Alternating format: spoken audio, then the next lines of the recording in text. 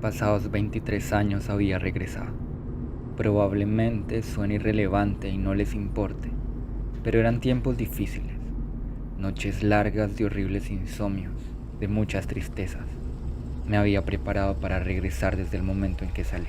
Antes de irme ya había imaginado este momento, pero ni con eso lograba dejar de sentir ese agujero en el pecho.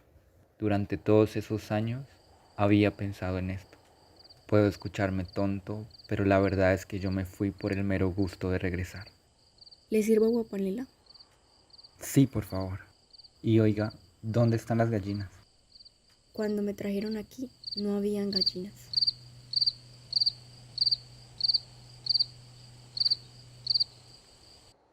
Le di unas cuantas vueltas a la casa, muy despacio, como quien llega a presenciar un desastre o una masacre, atónito, doliente, somnoliento. Solo encontré en mi recorrido a un cerdo enfermo y a dos perros que se resistían a irse.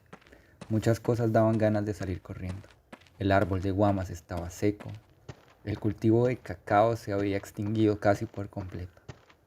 Las aves se habían ido, incluso los periquitos que en mi época parecían plagar el mundo. No he visto a mamá. ¿Dónde está ella? Murió junto a la montaña, con la montaña, seguramente de tristeza al ver que ni la maleza crecía. Y a las horas de haber llegado quería largarme otra vez lejos, pero sin la intención de regresar. Don Emiliano, el otro día unos hombres pintaron un letrero enorme en la pared de la escuela. El pueblo con las armas, vencer o morir. La maestra nos dijo que eso se le llamaba guerra y nos dejó una tarea: ¿cómo tejemos la paz en Colombia? Yo primero escribí que la paz se tejía escribiendo un bonito letrero en todas las escuelas, pero ella me dijo que estaba mal, que no lo había entendido. Es que yo soy medio bruta, don Emiliano. ¿Podría, antes de irse, ayudarme? Claro que sí. Escriba bien esto que voy a decirle. Para entender la paz, primero hay que entender la guerra. Guerra es eso que nunca le deja cosas buenas al campo ni a la gente pobre de la ciudad. La guerra mata la tierra y a los árboles y a los periquitos los asusta. Es un letrero en la escuela que alguna maestra entendió mal.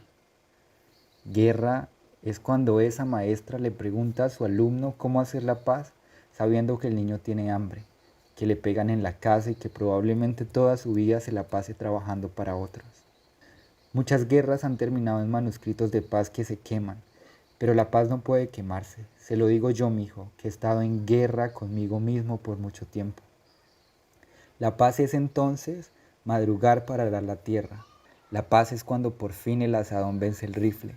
Es salir al campo sin temor a explotarse como una granadilla. Es tener un poquito de chocolate en la cocina. La paz es el olvido de la pólvora. La paz es no tener miedo a quedarse en la finca de mamá, aunque a papá lo hayan matado en ese lugar. Dije. Entonces lloré escuchándome y me entendí. Fue como sucedió. Hice la paz. Me quedé trabajando la tierra hasta que la vi dar señales de vida, casi que a respiración boca a boca.